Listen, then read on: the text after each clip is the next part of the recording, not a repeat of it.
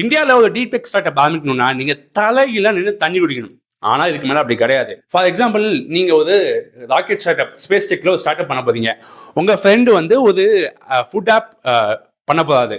உங்களுக்கு 10 வருஷம் time line, ஓகேவா? அவரு ஒரு 3 வருஷத்துல மார்க்கெட் வந்துருவாரு. மார்க்கெட்டுக்கு வந்து ரெவன்யூ பார்த்துருவாரு, இன்வெஸ்டர்ஸ் பிடிச்சிருவாரு. உங்களுக்கு ஆர்என்டியில் மட்டுமே ஒரு 7-8 வருஷம் செலவாகும். 8 வருஷம் கழிச்சு வந்து 9வது வருஷம் மார்க்கெட்டுக்கு வருவீங்க. 10வது வருஷம் ஏதாவது ரெவன்யூ பார்க்கலான்னு உள்ள வருவீங்க. ஆனா 10 வருஷத்துக்குள்ள நீங்க ஸ்டார்ட் அப் கிடையாது, கம்பெனின்னு கொண்டு வந்துருவாங்க. உங்களுக்கு வந்து டாக்ஸ் சப்ஸ்கிரிப்ஷன் கிடையாது அண்ட் ஸ்டார்ட் அப்ஸ் கொடுக்க பெனிஃபிட்டும் கிடையாது. ஆனா அவருக்கு 3 வருஷத்துல வந்துட்டாது இல்லை, அவர் ஸ்டார்ட் அப்பை கன்சிடர் பண்ணி அவருக்கு tax exemption and startups கிடைக்க வேண்டிய எல்லா ஃபண்டிங்கும், அதுக்கான கவர்மெண்ட் பெனிஃபிட்ஸும் கிடைக்கும். இப்போ கவர்மெண்ட் திடீர்னு கண்ணு முழிச்சு என்னடா நடக்குதுன்னு பார்த்துருக்காங்க.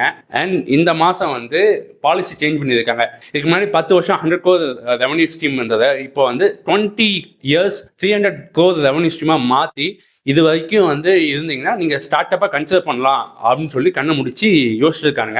அண்ட் இப்போ தான் deep tech startup build பண்றது வந்து ஒரு டிஃப்ரெண்ட் பால் கேம்னே உங்களுக்கு புரிஞ்சிருக்கு. அண்ட் இது மட்டும் தானா கிடையாது, இதுக்கு மேல சில விஷயம் எடுத்து வந்திருக்காங்க. 1 lakh crore ஃபண்டிங் வந்து கவர்மெண்ட் அலோகேட் பண்ணிருக்கு. And plus private sectors like Bloom, axle, Nvidia மாதிரியான கம்பெனிஸ் கிட்ட இருந்து $1 billion இன்வெஸ்ட்மெண்ட்ஸ் உள்ள எடுத்து வந்திருக்காங்க. இதை கேட்கும் போதே நீங்க கை தட்டி மெய்சிலுக்கலாம்.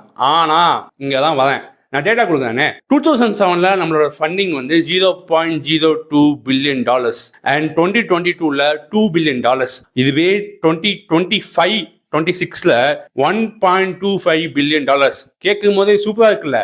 வெயிட் பண்ணுங்க ருக்கோ. யூஎஸ்ல $147 billion ஃபண்டிங் அண்ட் சைனால $81 billion டீப் டெக் ஃபண்டிங். ஆனால் இந்தியாவில் $1.65 billion தான் ஃபண்டிங். யூஎஸ்ஏ 80x ஜாஸ்தி. சரி, எதுக்குற இந்தியாவில் இவ்வளோ பெரிய கேப்னு நீங்கள் பார்த்தீங்கன்னா, இந்தியாவில் என்ன இல்லைன்னா பேஷண்ட் கேபிட்டல் இல்லை. ஒரு விஷயம் புதுமையாக இருந்தால் தான் கிடைக்கும் அப்படிங்கிற அந்த விஷன் இல்லை. அண்ட் முக்கியமாக Tier 2 Tier 3 இருக்க நண்பர்களோ இல்லை வந்து ஸ்டார்ட் அப்போ வந்து டீப் டெக் ஐடியாஸோட வந்தாங்கன்னா ப்ளீஸ் என்கரேஜ் தம். பிகாஸ் இந்த மாதிரி ஸ்டார்ட் அப்ஸ் லாங் டேர்மில் இந்தியன் எக்கனாமிக்கு ஒரு பூஸ்டாக இருக்கும்.